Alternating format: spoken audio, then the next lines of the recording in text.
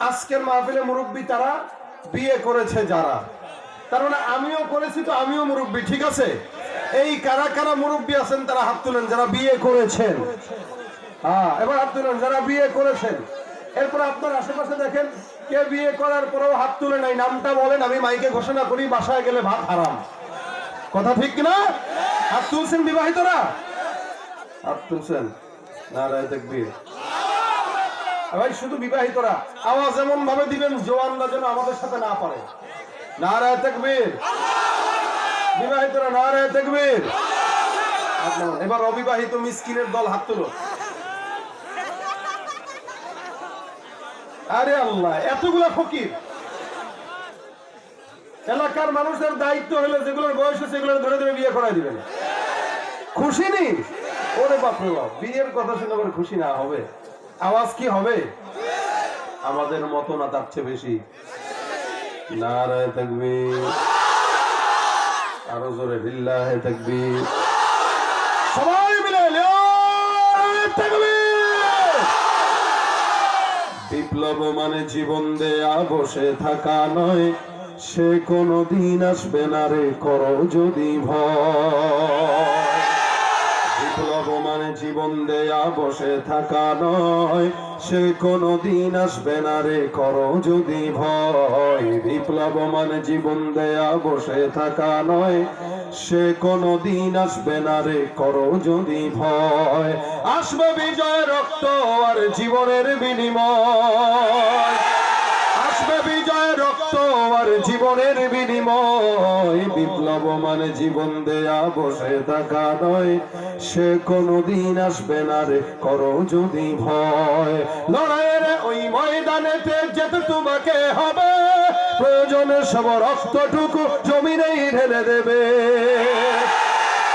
লড়াইয়ের ওই ময়দানেতে যেতে তোমাকে হবে, প্রয়োজনে সব রক্তটুকু জমিনেই ঢেলে দেবে।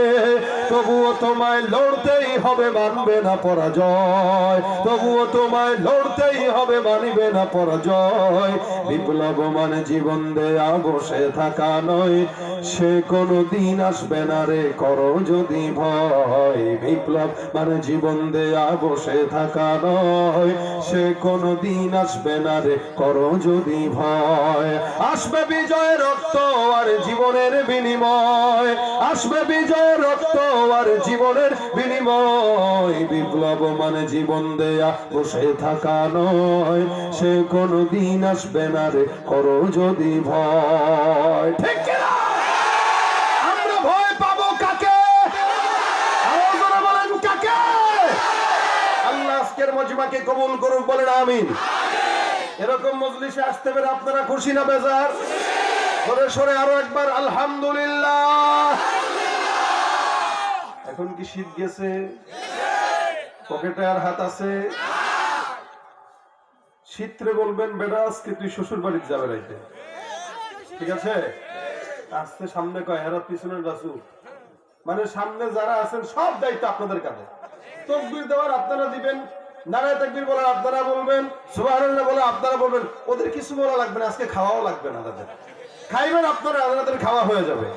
সামনে পিছনে ডানে বাঁয়ে সবাই মিলে বলেন আলহামদুলিল্লাহ। আজকের এটা কোরআনের মজলিস। কিসের মজলিস? কোরআন কি সম্মানিত না অসম্মানিত? কোরআন কি দুনিয়ার সর্বশ্রেষ্ঠ? যারা বলেন এই কোরআন দুনিয়াতে যত শিক্ষা ব্যবস্থা আছে, সব শিক্ষা ব্যবস্থার ভিতরে সর্বশ্রেষ্ঠ শিক্ষা ব্যবস্থা।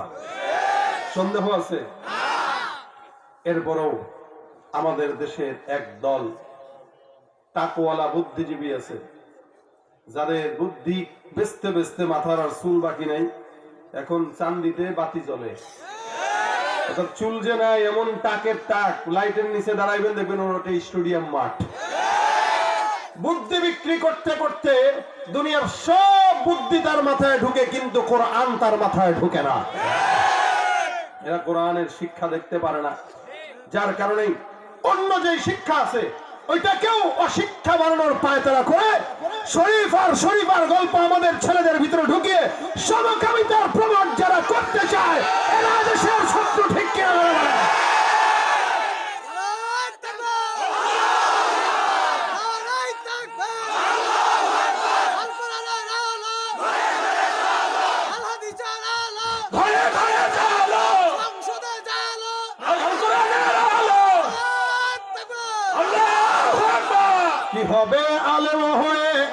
সেজে সমাজেতে, পারো যদি সত্য কথা উচ্চ স্বরে না বলিতে। কি হবে আলেম হয়ে ইমাম সেজে সমাজেতে, পারো যদি সত্য কথা উচ্চ স্বরে না বলিতে। চাকরি ভয় করো যদি ছেড়ে দাও ওই না গদি, চাকরি ভয় করো যদি ছেড়ে দাও ওই না গদি। কি হবে ধোঁকা দিয়ে আল্লাহকে, কি হবে বেঁচে থেকে অযথা বিদ্যা শিখে, যদি না গড়তে পারি শোষণবিহীন সমাজটাকে। কি হবে, কি হবে আলেম, কি হবে কিতাবাদির তালিম দিয়ে মাদ্রাসাতে, যদি ওই খোদার কোরআন নিষিদ্ধ হয় আদালতে। কি হবে কিতাবাদির তালিম দিয়ে মাদ্রাসাতে, যদি ওই খোদার কোরআন নিষিদ্ধ হয় আদালতে। কাফনের কাপড় মাথায় ময়দানে আয় ছুটে আয়, কাফনের কাপড় মাথায় ময়দানে আয় ছুটে আয়, বিলিয়ে দে না তোদের জীবনটাকে।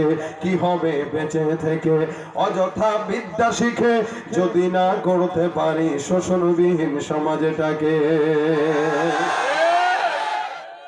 কষ্ট হইতেছেন?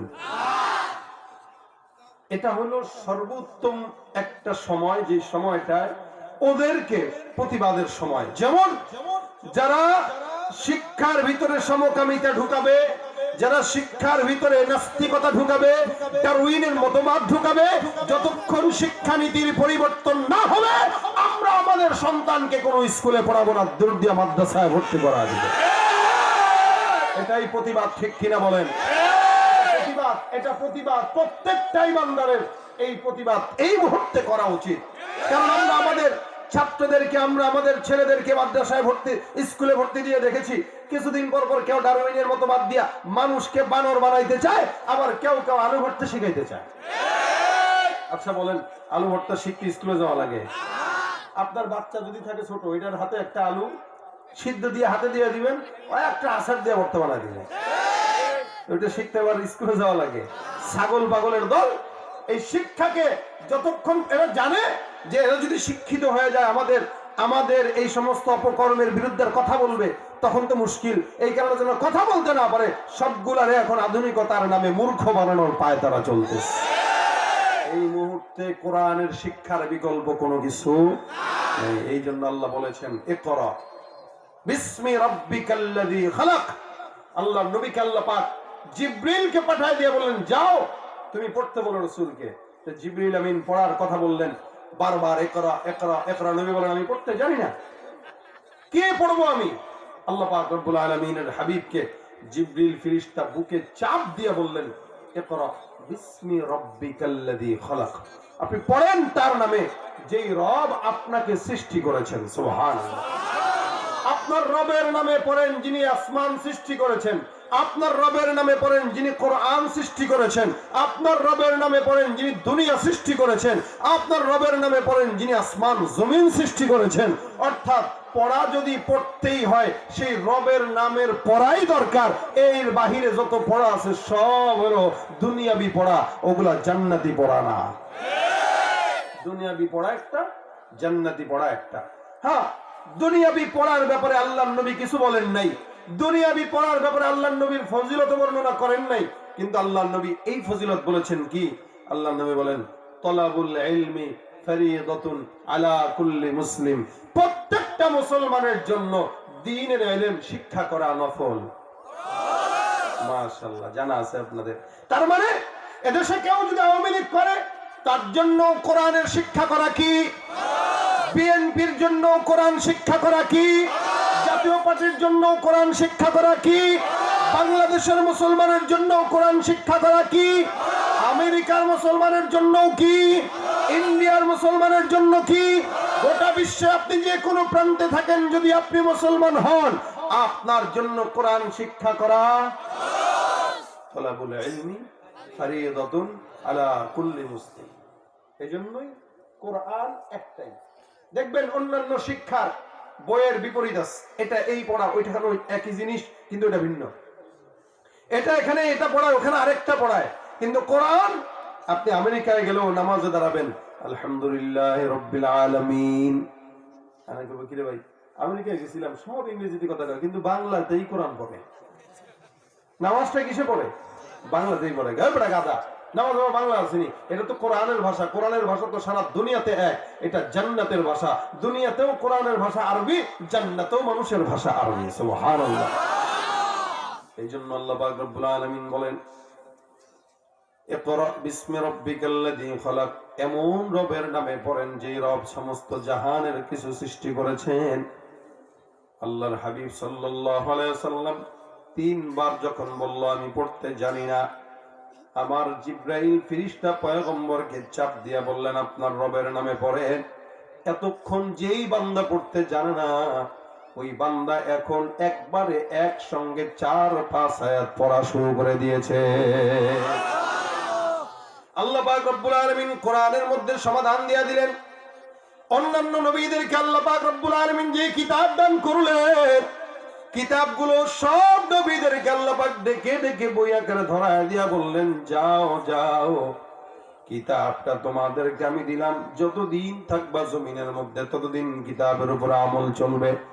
তোমরা নবীরাও নাই, কিতাবের উপর আমলও নাই। কিন্তু আল্লাহ পাক রব্বুল আলামিন মুহাম্মদুর রাসূলুল্লাহ সাল্লাল্লাহু আলাইহি ওয়াসাল্লামকে কোরআন দান করলেন একবারেই নয়। আল্লাহ পাক রব্বুল আলামিন আমার নবীকে হেরা পর্বতে জিবরিল ফেরেশতার মাধ্যমে 23 বছরের মধ্যে একটা একটা আয়াত করে আমার নবীর সিনার মধ্যে কোরআন ঢুকায় দিলেন। আল্লাহ পাক রব্বুল আলামিন ঢুকায় দিয়া শুধু বলেন ক্ষান্তই হয়ে যান নাই। সব নবীদেরকে কিতাবের দায়িত্ব নবীদের উপরে ছেড়ে দেয়, কিন্তু আমার পয়গম্বরকে আল্লাহ পাক কিতাব দিয়া বলেন, আমার নবী যখন কোরআনটা পাইলেন, ঘরের মধ্যে ঢোকার সাথে সাথে বারবার খাদিজাকে বলে, জাম্মিলুনি ইয়া খাদিজা, আমাকে চাদর দিয়া আঁকড়ায় ধরো। আল্লাহ পাক আমাকে কোরআন দান করেছেন, আমার ভয় লাগে আমি জানি আবার ভুলে যাই। নবী করিম বারবার জবান দিয়া আওড়ায়। আমার আল্লাহ পাক ডাক দিয়া বলেন, হে পয়গম্বর, খবরদার, আপনার মেহনত করার কোনো দরকার নাই। লা তুহাররিক বিহি লিসানাকা লিতাজালা বি, ইন্না আলাইনা জামআহু ওয়া কুরআনা। আমার আল্লাহ পাক রব্বুল আলামিন বলেন, খবরদার, জিহ্বাটা বারবার নড়ানোর কোনো প্রয়োজন নাই। আমি আল্লাহ পাক এটাকে জমা করে ফেললাম। ইন্না নাহনু নাযালনা যিকরা ওয়া ইন্না লাহু লাহাফিজুন। কোরআন আমি আল্লাহ পাক দান করলাম। এই কোরআনটা আমি আল্লাহ নিজে বানাইলাম, আমি আল্লাহই দিলাম। সুতরাং কোরআনটাকে কেউ পরিবর্তন করবে কারো সামর্থ্য নাই। কেন বলেন? এই কোরআনটা কিয়ামত পর্যন্ত টিকা রাখার, সংরক্ষণ করার দায়িত্ব আমি আল্লাহ।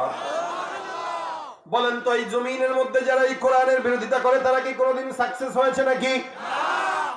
কাফের বেঈমানেরা কোরআনের আয়াতকে মিটায় দেওয়ার চেষ্টা করলো। আমার আল্লাহ ডাক দেয়া বলেন, ওয়া ইন কুনতুম ফি রাইবিন মিম্মা নাযালনা আলা আবদিনা ফাতু বিসূরাতিন মিন মিসলিহি ওয়াদউ শুহাদাআকুম মিন দুনিল্লাহি ইন কুনতুম সাদিকিন। যারা আছো বেঈমানের দলেরা, কোরআনের ব্যাপারে যদি তোমাদের সন্দিহান হয়ে যায়, আমি আল্লাহ পাক রব্বুল আলামিন ঘোষণা করলাম, এই কোরআনের একটা আয়াত হোক, একটা নুকতা হোক, একটা জের জবর হোক, তোমাদের বাপ দাদা 14 গোষ্ঠীদেরকে ডাক দাও। আল্লাহর কোরআনের মোকাবেলায় কিয়ামত পর্যন্ত আল্লাহ চ্যালেঞ্জ দিয়ে দিলেন, কেউ চ্যালেঞ্জ গ্রহণ করতে পারে না। বলেন তো ভাইরা আমার, কোরআনটা জীবন বিধান। এই কোরআনে সবকিছুর সমাধান আছে না নাই? সংসদেও যদি কোরআনটা মানা হয়, সংসদেও শান্তি। ঘরেও যদি কোরআন মানা হয়, ঘরেও শান্তি। বাহিরেও যদি কোরআন মানা হয়, বাহিরেও শান্তি। নিজের জিন্দগিতে কোরআন যদি মানা হয়ে যায়, নিজের জিন্দগিও শান্তি। অর্থাৎ এই কোরআন যদি কোনো বান্দা যেখানে মানবে, আল্লাহ পাক ওই বান্দাকে সেখানেই শান্তি দান করে দিবে। সুবহানাল্লাহ। সমাধান চাও যদি জীবনে মরণে, ফিরে যাও খোঁজে নাও, চোখ রাখো কোরআনে।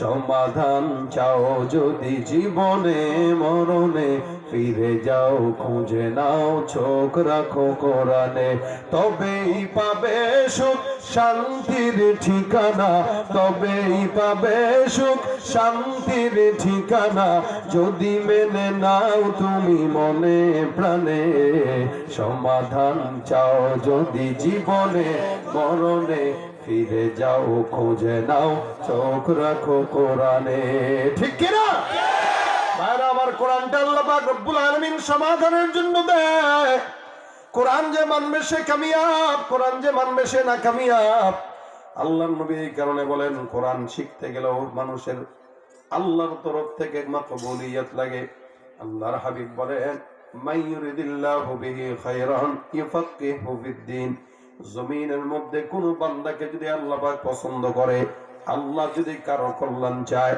আল্লাহর হাবিব বলেন কল্যাণ যার ব্যাপারে আমার আল্লাহ চায় ওই বান্দাকে গরিব হইলেও দ্বীনের ইলম শিক্ষার ব্যবস্থা করে দেয় মাদ্রাসার মধ্যে অনেক বাচ্চারা আছে যারা এতিম এদের খরচ পরত দেওয়ার মতো কেউ নাই এরপরেও মুসলমান বাংলাদেশের মাদ্রাসায় এতিম ছাত্র আছে না নাই খাওয়ায় কে মুসলমান নবীর উম্মত এই কারণে হাদিস রাসূল বলেন আল্লাহ যার কল্যাণ চান তাকে আল্লাহ পাক রব্বুল আলামিন কোরআনের ইলম দান করেন আল্লাহ যার কল্যাণ চান তাকে আল্লাহ ফকিহ বানায় দেন আল্লাহ যার কল্যাণ চান আল্লাহ তারে হাফেজে কোরআন বানায় দেন আমাদের দেশে যদিও নগ্নতায় যারা লিপ্ত হয় এই সমস্ত বান্দাদেরকে সম্মান দেওয়ার মতো লোকের অভাব নাই কিন্তু বাংলাদেশের নামকে উজ্জ্বল করে 8 বছর 7 বছরের বাচ্চারা হাফেজে কোরআন প্রতিযোগিতা দিয়া সারা বিশ্বের বুকে বাংলার নামটাকে 1 নম্বর করার পরেও আমরা কোনোদিন দেখলাম না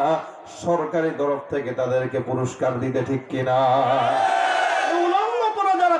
সম্মান দেওয়া হয় হাফেজে কোরআনের সম্মান নাই 6000 বার যারা মারে এদেরকে ফ্ল্যাট দেওয়া হয় 6000 যারা মারে এদেরকে মাস শেষে বেতন দিয়া গাধার মতো পালা হয় হাফেজে কোরআনদের সম্মান এদেশে নাই ঠিক কিনা জোরে কর উচিত ছিল এদেরকে সম্মান দেওয়া রাষ্ট্রীয় আইনে এদেরকে সম্মান দিবে গাড়ি দিবে বাড়ি দিবে ফ্ল্যাট দিবে হুজুররা যদি গাড়ি চালায় একদল আছে এরা 800 কে টাকা হুজুর মানুষ আবার গাড়িও চালায় বাপরে বাপ হুজুরা দুনিয়াদার হয়ে গেছে আরে বেটা আল্লাহর নিয়ামত তো এদেশের আলেমদের জন্য ইমানদার নামাজীদের জন্য কোন বেঈমানের জন্য আল্লাহর কোন নিয়ামত ভোগ করার ক্ষমতা নাই কেন যারা আল্লাহর আইন মানে না যারা আল্লাহর কোরআন মানে না আল্লাহর নিয়ামত ভোগ করার স্বাধীনতা তাদের থাকতে পারে না ঠিক কিনা বলেন ভাইরা আমার খুব বুঝবেন কোরআনের ইলম যার ভিতরে থাকে তার দাম কেমন আল্লাহর নবী বলেন ইন্নাল মালাইকাতা লা তাদউ আজনিহাতাহা রিদান লিতালিবিল ইলম এই মাদ্রাসায় হাফেজে কোরআন 15 জন পাগড়ি পাইল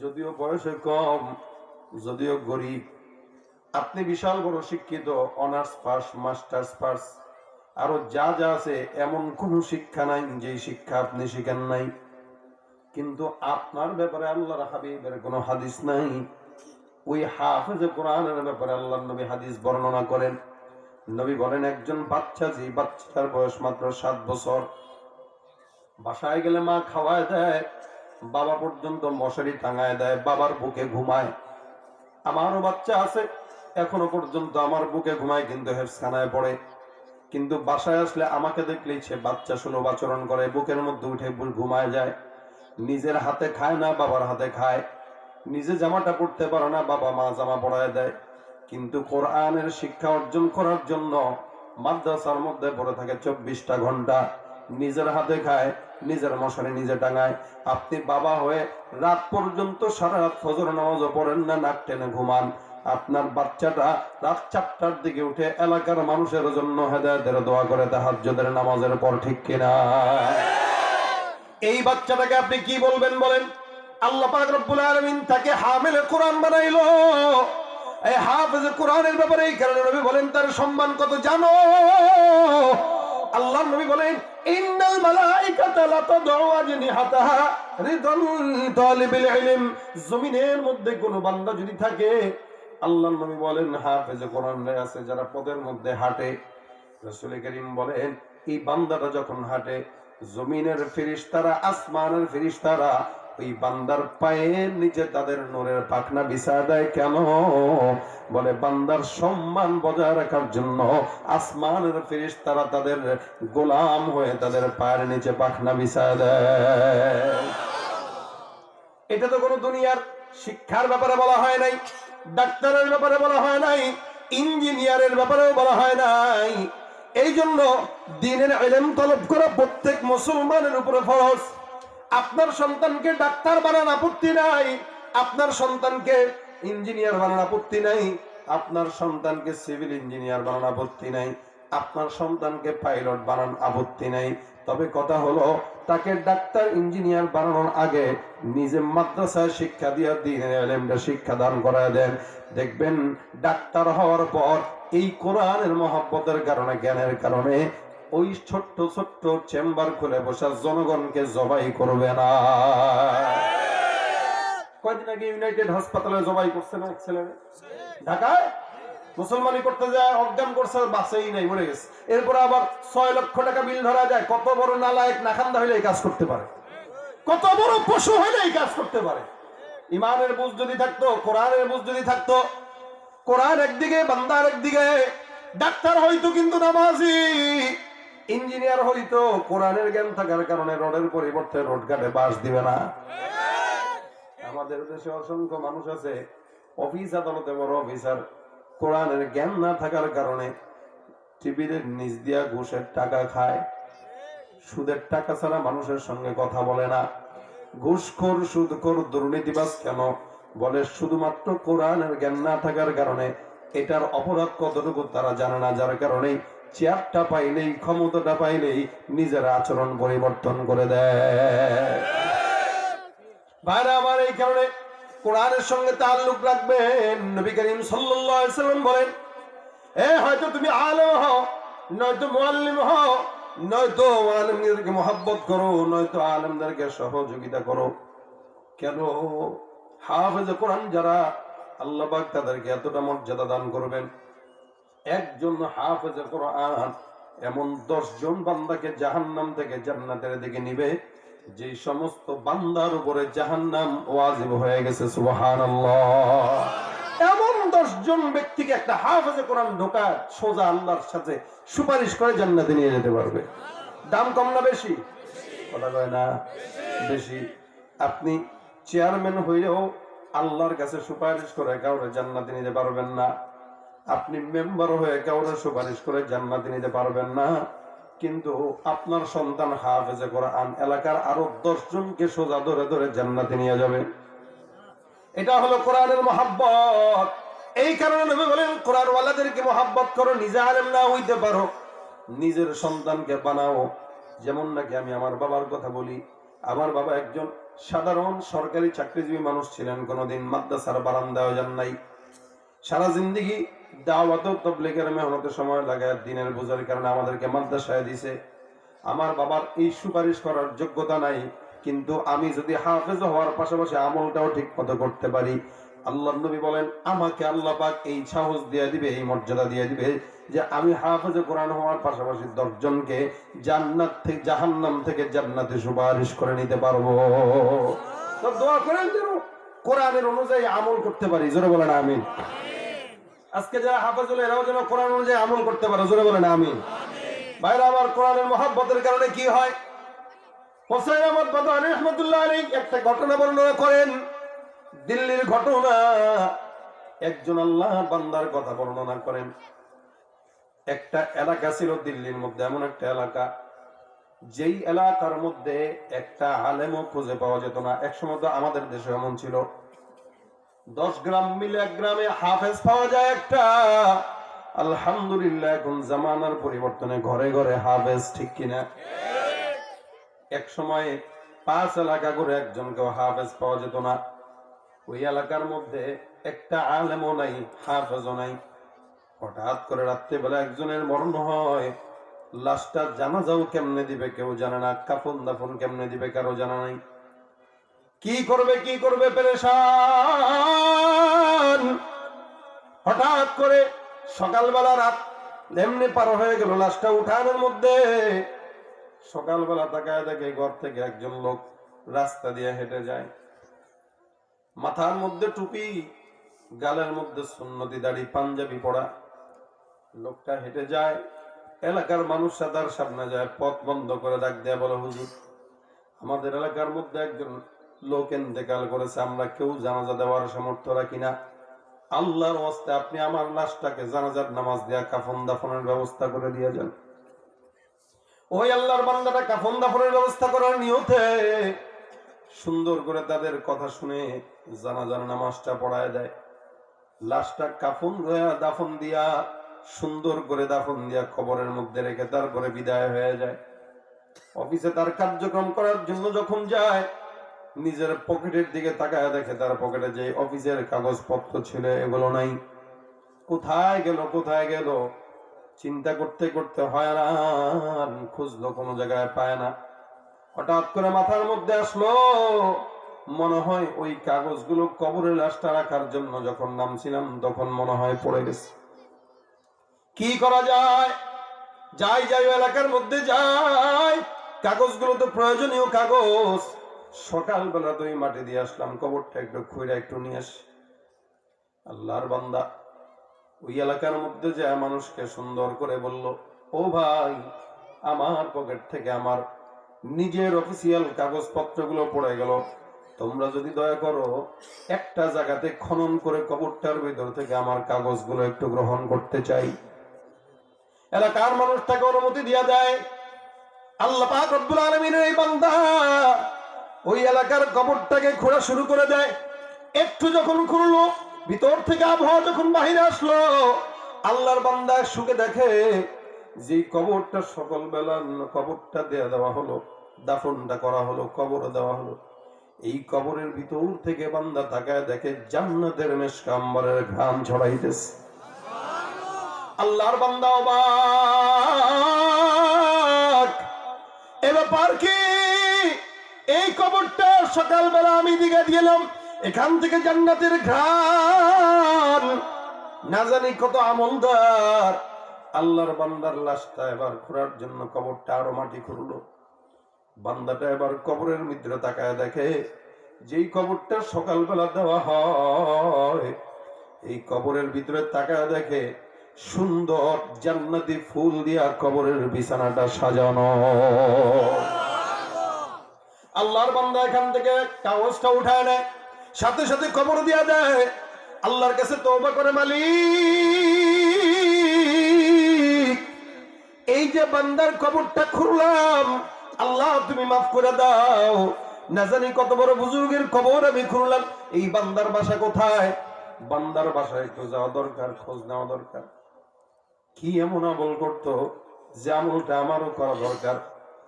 আল্লাহর বান্দা তার বাসায় যায়, দেখে একটা মেয়ে আছে, ডাক দেয়া বলো, ও মা, তোমার বাবার কবরটা আমি দাফন করলাম কাফন দিয়া, জানাজার নামাজও আমি পড়াইলাম, আমি তোমার বাবাকে কাফন দেওয়ার পর আমার কাগজ হারায় গেছে, আমি কাগজগুলো খোঁজার জন্য আবার কবরটা খুললাম, আমি কবরের মধ্যে তাকায় দেখলাম তোমার বাবার কবর থেকে জান্নাতের ঘ্রাণ আসে, কবরের বিছানার মধ্যে জান্নাতের বিছানা বিছানো। এমন কোন আমল তোমার বাবা করতো যে আমলের কারণে আল্লাহ পাক তোমার বাবাকে জান্নাতে দিয়ে দিছে? তুমি আমার কাছে তোমার বাবার আমলের কারগুজারি একটু শোনায় দাও। মেয়েটা ডাক দেয়া বলো, হুজুর আমার বাবার এমন কোন আমল ছিল না যে আমলের কারণে সে মরার সাথে সাথে জান্নাতি হবে। তবে আমার বাবা একটা কাজ করতো। কি কাজ? প্রত্যেক দিন আমার বাবা 5 ওয়াক্ত নামাজ পড়তো, সকাল সন্ধ্যা রাত্রিবেলা গভীর রাত। ওই যে উঠা উপরে দেখা যায় একটা তাকের মধ্যে কোরআন, কোরআনটাকে আমার বাবা তেলাওয়াত করতে জানতো না, কোরআনটাকে নামাইতো, হাতটাকে সুন্দর করে বুলাইতো আর বলতো, এটা আমার আল্লাহ যা বলেছেন এটাও সত্য বলেছেন। এই কোরআনটাকে চুমা খাইতো, বুকের মধ্যে লাগায় রাখতো, মাথার উপরে দিয়ে রাখতো আর বলতো, আমার আল্লাহ সত্য বলেছেন। আরে কোরআন, আমি তোরে মহব্বত করি, তুই আমারে বলিস না। কোরআনকে সঙ্গে সঙ্গে কোরআনের সঙ্গে প্রেম করতো, কোরআনকে মহব্বত করতো, কোরআনের সঙ্গে গোপনে কথা বলতো। কোন বান্দা যদি কোরআনকে বন্ধু বানায় নেয়, আল্লাহর কসম, ওই কোরআনওয়ালাকে ভুলবে না। কবরে যাওয়ার সাথে সাথে ওই বান্দার কিনারা দাঁড়ায় যাবে, আল্লাহর কাছে বলবে, মালিক এই বান্দা আমাকে ভুলে নাই, আমিও এই বান্দারে ভুলি নাই। এই বান্দার জান্নাতে না যাওয়া পর্যন্ত আমি কোরআন তার পাশেই থাকবো। এতটুকু ইবাদত আমার বাবা করতো। শুধুমাত্র আমার বাবা এই কোরআনটাকে মহব্বত করে চুমা খাইতো। আল্লাহওয়ালা বুজুর্গটা ডাক দেয়া বলে, বোঝা গেল তোমার বাবার আমল। নিশ্চয় তোমার বাবা কোরআনের সঙ্গে আজমত থাকার কারণে আসমানের মালিক তোমার বাবা ইন্তেকাল করতে দেরি হয়, কবরের জগতে কোরআনটাকে তোমার বাবার সঙ্গী বানায় দিতে দেরি হয় না। এবার আমার এখানে যারা আছেন কোরআনকে মহব্বত করেন ওয়ালা ভাইরা আছেন, অসংখ্য মানুষ আছেন যারা কোরআন পড়তেও জানেন না কিন্তু কোরআনকে মহব্বত করেন। কোরআনকে মহব্বত করার আলামত হলো কোরআন বেশি বেশি তেলাওয়াত করা। কোরআন যদি কোনো বান্দা তেলাওয়াত করে ফায়দা হলো তিনটা। কয়টা? তিনটা। এক নাম্বার, কোরআন যদি কেউ বুঝে তেলাওয়াত করে, না বুঝে তেলাওয়াত করে, যেই অবস্থায় তেলাওয়াত করুক না কেন, কোরআন তেলাওয়াতের মাধ্যমে বান্দার সওয়াব হবে কয়টা? প্রত্যেকটা অক্ষরে আল্লাহর নবী বলেন 10টা করে নাকি আল্লাহ পাক দান করবে। সুবহানাল্লাহ। প্রত্যেকটা অক্ষরে আল্লাহ পাক 10টা করে নাকি দান করবেন। 2 নম্বরে, কোরআন যদি কোনো বান্দা তেলাওয়াত করে, তেলাওয়াতের মাধ্যমে আল্লাহ পাক রব্বুল আলামিন বান্দার অন্তরের কালো দাগ দূর করে দিবে।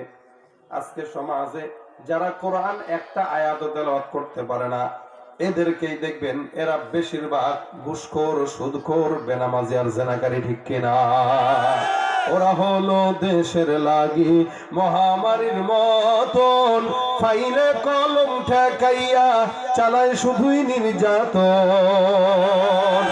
ওরা হলো দেশের লাগি মহামারীর মতন, ফাইল কলম ঠেকাইয়া চালায় শুধুই নির্যাতন। ঘুষের টাকায় ওদের ভুড়ি, ঘুষের টাকায় ওদের ভুড়ি, করে যে টান টান। ওরা শিক্ষিত শয়তান, ওরা শিক্ষিত শয়তান, ওরা শিক্ষিত শয়তান। পীরগিরিয়ার মাজার পূজা চলছে দেশটা জুড়িয়া, শিরকি আর ভণ্ডামিতে দেশটা গেছে ভরিয়া। গাজার কলকিটান মারিয়া, গাজার কলকিটান মারিয়া দেখায় খাজার শান। ওরা শিক্ষিত শয়তান, ওরা শিক্ষিত শয়তান, ওরা শিক্ষিত শয়তান। শিক্ষাঙ্গনের দিকে ভাইরে দেখো না চোখ মেলিয়া, ছাত্ররা সব বই ছাড়িয়া থাকে শুধু প্রেম লইয়া। এখন তো আরো প্রেম করা সহজ, কথা কয় না? কেমনে সহজ? বাংলাদেশে আইন পাস হবে, কেউ যদি ছেলে হয়ে বলে আমি মেয়ে, আইন পাস হয়ে যাবে, তারা মেয়েই থাকতে দাও, সে মেয়ে। নাউজুবিল্লাহ কয় না? অর্থাৎ আপনি যদি বলেন ভাই আমার না কেমন জানি মেয়ে সাজতে মন চাই, একটু শাড়ি টাড়ি পরি, আমি মেয়ে, এখন সরকার বলবে অথবা আইন পাস হবে যে আসলে আপনি মেয়ে, কারণ আপনি তো মেয়েই সাজতে পছন্দ করেন, সুতরাং আপনি মেয়ে। অথবা কোনো মেয়ে যদি বলে আমি ছেলে সাজতে চাই, এবার সে সুন্দর করে জিন্সের প্যান্ট ট্যান্ট পইরা, তারপর আমাদের মতো গেঞ্জি পইরা, চুল ছোট করে আসছেন, বলবে ভাই আমি ছেলে। আপনি বলবেন হ্যাঁ তুমি ছেলে, চলো তোমার সঙ্গে বন্ধুত্ব করি। তা প্রেম করা সহজ না? পার্কে বসে বসে দুজন প্রীত করবে, আর মুরব্বীরা দেখে বলবে কি ব্যাপার, আপনাদের লজ্জা শরম নাই, কি করতেছেন? এই তোমার ভাই কি বলতেছেন, কারে কি বলতেছেন? তাই যে তোমার ছেলে মেয়ে এরকম অবাধ মেলামেশা করতেছো। ছেলেটা রাগ দিয়ে বলবে কাকা আপনি ভুল করছেন, সরি, আমি তার বান্ধবী, আমার নাম আগে শরীফ ছিল, এখন আমি শরীফা। কথা ঠিক কিনা জোরে কর? ওরা মানুষ হয়ে জন্ম নিয়ে জানোয়ারের ভাব দেখায়, মানুষ হয়ে জন্ম নিয়ে জানোয়ারের ভাব দেখায়, ইমান নিয়ে বেঁচে থাকা দায়। হায় রে ইমান নিয়ে বেঁচে থাকা দায়, ঠিক কিনা? ভাইরা আমার খুব বুঝবেন, সমাজের মধ্যে যেই শিক্ষা ব্যবস্থা চালু হইতেছে এটার বিপরীতে প্রতিবাদের জন্য মাদ্রাসায় পড়ার বিকল্প নাই, ঠিক কিনা জোরে কোন? শিক্ষাঙ্গনের দিকে ভাইরে দেখো না চোখ মেলিয়া, ছাত্ররা সব বই ছাড়িয়া থাকে শুধু প্রেম লইয়া। অস্ত্র সে তো সঙ্গের সাথী, অস্ত্র সে তো সঙ্গের সাথী, হইতে মস্তান ওরা শিক্ষিত শয়তান, ওরা শিক্ষিত শয়তান, ওরা শিক্ষিত শয়তান, ওরা শিক্ষিত শয়তান। ঠিক কিনা ভাইরা আমার? কোরআন তেলাওয়াতের মাধ্যমে বুঝে পড়লেও না বুঝে পড়লেও সব কয়টা? 10টা। বলেন কয়টা? প্রত্যেকটা অক্ষরে নেকি কয়টা? 10টা। 2 নম্বরে কোরআন যদি কেউ তেলাওয়াত করে, তেলাওয়াতের মাধ্যমে বান্দার অন্তরের মধ্যে যত কালো দাগ দূর হয় গুনাহের, আল্লাহ পাক বান্দার অন্তরের কালো দাগগুলো একটা একটা করে সব দূর করে দিবেন। সুবহানাল্লাহ। 3 নম্বরে কেউ যদি তেলাওয়াত করে, তেলাওয়াতের মাধ্যমে আল্লাহ পাক বান্দার সঙ্গে আল্লাহর সম্পর্ক গভীর করে দিবেন। বলেন তো আমরা আল্লাহর সঙ্গে সম্পর্ক গভীর করতে চাই কি চাই না?